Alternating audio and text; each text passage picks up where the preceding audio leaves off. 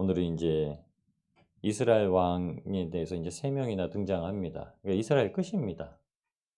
예, 호세아 왕이 이스라엘 마지막 왕이거든요. 이스라엘은 마지막까지 오늘 말씀에 증거하고 계시는 것은 이스라엘은 계속 그 시작부터 어 하나님 앞에 가증히 여기시는 산당을, 그러니까 두 개의 단을 쌓아서 우상을 섬긴 그 죄를 끝까지 유지했다라고 이렇게 보여줍니다. 호세아가 마지막 반역을 하는 장면, 그리고 이 17대, 18대 왕이었던 부가히야와 이 베가를 이제 보여줍니다. 부가히야와 베가에 대해서 설명하는 건요, 단 똑같은 한 가지죠. 느밧의 아들 여로보암의 악을 행하여 그 죄를 그대로 범했다고 두 명에 대해서 얘기합니다. 다른 뭐 형용할 것이 없습니다. 오랫동안 20년을 통치하든 2년을 통치하든 상관없다라는 거죠. 하나님 앞에 보시기에는 뭐 똑같다고 얘기하시는 겁니다.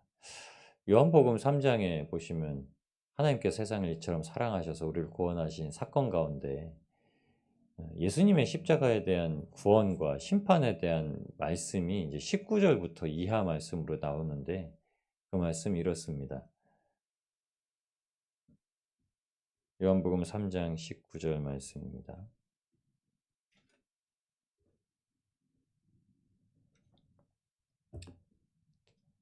18절에 이렇게 되어 있습니다. 그를 믿는 자는 심판을 받지 아니하는 것이요 믿지 아니하는 자는 하나님의 독생자의 이름을 믿지 아니함으로 벌써 심판을 받은 것이니라. 심판을 받는 걸 우리 입장에서 보면 이제 정죄라고 하죠. 죄로 정함을 받은 겁니다. 형벌 받는다는 건 유죄 선고가 나야 되죠. 저희가 기사를 보면은 뭐 검찰이 뭐 40년을 구형했다 이렇게 막 기사가 나오잖아요. 근데 판사가 판결을 하면은 막 그게 10년이 되고 5년이 되고 그렇습니다. 저희가 막 이해하기는 '아 검찰이 구형한 게 맞다.' 이렇게 이해되는데, 판사가 인제 법을 집행하기 위해서 결정을 하고 판사봉을 탕탕탕 3번 때리면은 이 검찰이 원했던 것과는 전혀 다른 결과를 논할 때가 많이 있죠. 근데 그게 최종 판결입니다. 아무리 검찰이 왜 이렇게 하냐고 주장하더라도 뭐 항소를 하건 상소를 하건 이런 일이 아니면은 그 법정 형결이 인제 유지가 되죠. 근데 오늘 말씀이 이렇게 얘기합니다. "심판을 받은 것이다." 그 정죄는 그들이 죄를 정함을 받은 것은, 그 예수님을 믿지 않은 건 이미 죄 정함을 받은 거잖아요.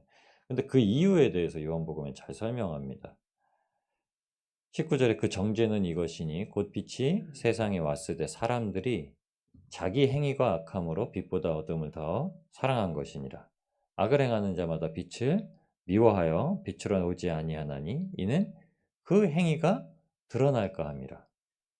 진리를 따르는 자는 빛으로 오나니 이는 그 행위가 하나님 안에서 행한 것임을 나타내려 함이라."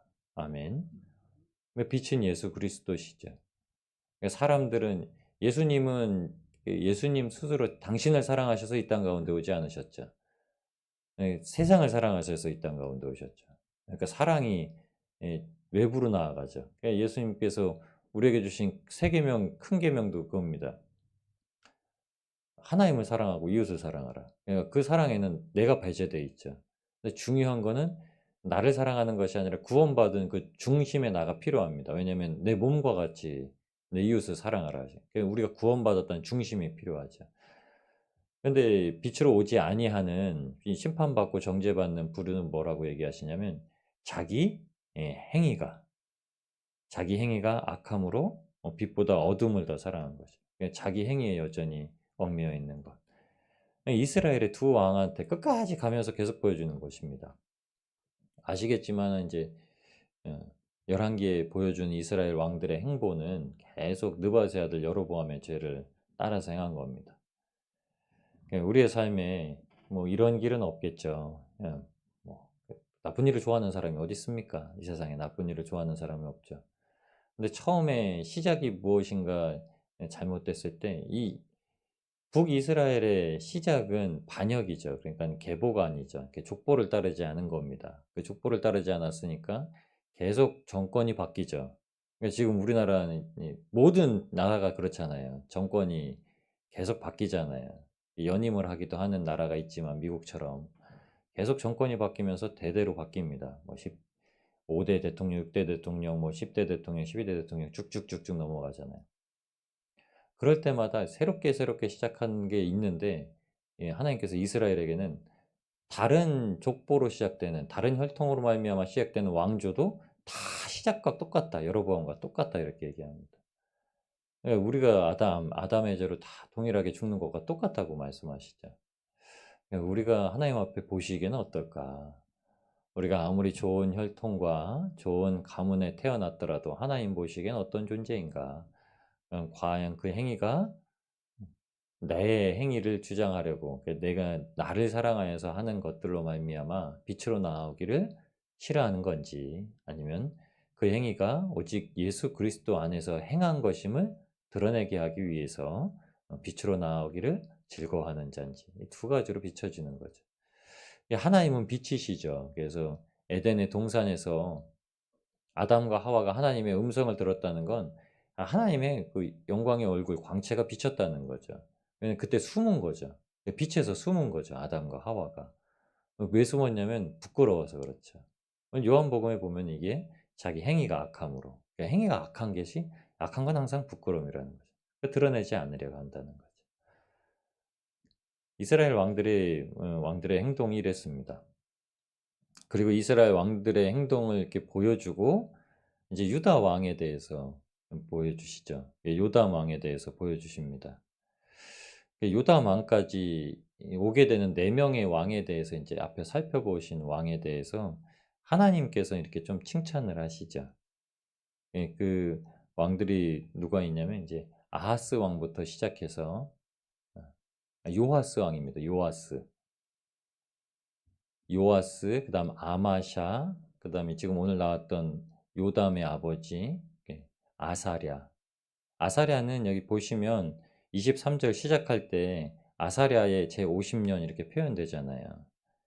그리고 27절에도 아사랴의 제52년 이렇게 표현되는데 30절에 우시아의 아들 요담 이렇게 표현합니다.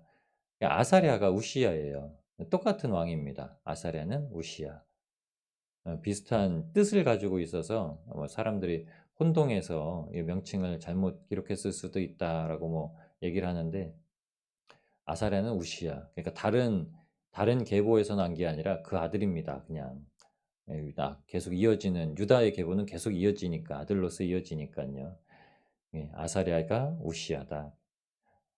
요아스부터 시작되는 요아스, 아마샤, 아사랴, 그다음에 요담까지 오는 왕들에 대해서 잘 살펴보시면 다 하나님 앞에 정직히 행했다 이렇게 표현합니다. 다 하나님 앞에 정직히 행했다 표현하고 다 똑같이 산당을 지었다 이렇게 표현해요. 그래서 백성들이 산당에서 분향하는 것을 못 막았다 이렇게 얘기해요. 하나님 앞에 정직한데 그 정직하고 올바름이 하나님을 기쁘시게 하는 길은 되지 못합니다. 그래서 이제 이 다음에 요담의 아들 아하스, 그다음 아하스의 아들 히스기야 때에야 비로소 히스기야가 다윗의 길을 걷는다고 합니다. 하나님을 기쁘시게 하는. 하나님 앞에 정직하여도 하나님을 기쁘시게 하는 건 아니라는 거죠. 그러니까 오늘 보여주시는 건 이스라엘이 멸망할 때까지 보여줬던 이 여로보암의 죄를 짓든지 하나님 앞에 정직하게 행했지만 여전히 다른 우상을 통해서 절하게 하는, 범죄하게 만드는 일을 그냥 내버려 두는 것이든지 좀 유사하다 이렇게 하나님은 얘기를 하십니다. 하나님께서 가장 원하시는 것은 가증히 여기시는 것이 바로 우상을 섬기지 아니하는 거였죠. 여로보암의 죄를 잘 계속 이렇게 좀 묵상하셔야 됩니다. 첫 번째는 그가 단을 쌓은 것, 두 개의 단을 쌓고 금송아지를 만든 것, 그것을 분향한 것, 그리고 사람들이 그것에 죄를 짓게 만든 것, 그러니까 자기가 죄를 지은 것, 사람들이 죄를 짓게 만든 것, 나도 짓고 너도 짓고 이렇게 만든 게 여로보암의 죄거든요. 우상을 통해서. 근데 유다 왕을 통해서도 이렇게 보여주십니다. 그러니까 산당을 없애는 게 굉장히 중요한 것인데 그러지 못했다고 하는 거죠. 히스기야 때 그래서 비로소 이제 개혁을 다시 한번 합니다. 그리고 하나님께서 히스기야에게 역사하시는 일들이 이사야에서 기록되어 있고 이제 열왕기하에도 기록되어 있고 역대하에도 기록이 되어 있죠. 하나님께서 역사하신 일들을 보여주십니다. 여러분, 하나님께서 이 땅 가운데 오셔서 행하셨던 일들이 그겁니다. 어두운 가운데 있었던 이들에게, 그러니까 하나님을 알지 못하던, 누가 신인지 알지 못해서 방황하던 인류에게 유일하신 하나님의 영광을 예수 그리스도의 그 성육신하심으로 본체로 말미암아 우리 가운데 보내주셨습니다. 예수님께서 십자가를 지심으로 말미암아 다 행하셨죠. 그러니까 이스라엘 왕들을 통해서는 하나님께서 허락하신 나라일지라도 이끌어가지 못하는 왕들의 연약함을 보여주시는데, 우리의 왕 대신 예수 그리스도는 절대 그렇지 않으시죠. 우리의 왕 대신 예수님은 우리를 천국에 이끄시기까지 끝까지 그 일을 쉬지 아니하시는, 지금도 우리를 위해서 일을 하고 계시는, 우리의 구원을 위해서, 왜냐하면 우리를 구원하시는 것은 예수님의 맡으신 사명입니다. 십자가의 구원이기 때문에 십자가의 구원은 주님께서 맡으신 사명이에요. 그래서 그 일을 끝까지 놓으시지 않으시는 겁니다. 그러니까 우리의 삶이 우리의 연약함보다도 더 강하신 그 예수님의 신실하심을 의지하고 살아가는 겁니다. 여러분, 그래서 우리가 언제라도 연약할 수 있다라는 존재성을 인식하되, 우리의 연약함을 뛰어넘어서 항상 그 강함으로 우리를 인도하시는 주님이 계시다. 이스라엘 왕들을 보듯이, 유다의 왕들을 보듯이 여전히 뭔가 부족하고 연약하고 죄와 허물이 있는 연약한 육신의 사람들이 아니라, 그 육신을 초월하여서 종의 형체를 지니시고 끝까지 죽기까지 복종하시고 순종하시고 그 일을 성취하신 예수님께서 오늘도 우리의 삶을 주장하고 계십니다. 그 주님을 신뢰하셔서 오늘도 주님의 강함을 의지하시고 하루를, 맡겨주신 하루를 살아내시는 복된 날을 누리시기를 우리를 구원하신 예수님의 이름으로 축원합니다.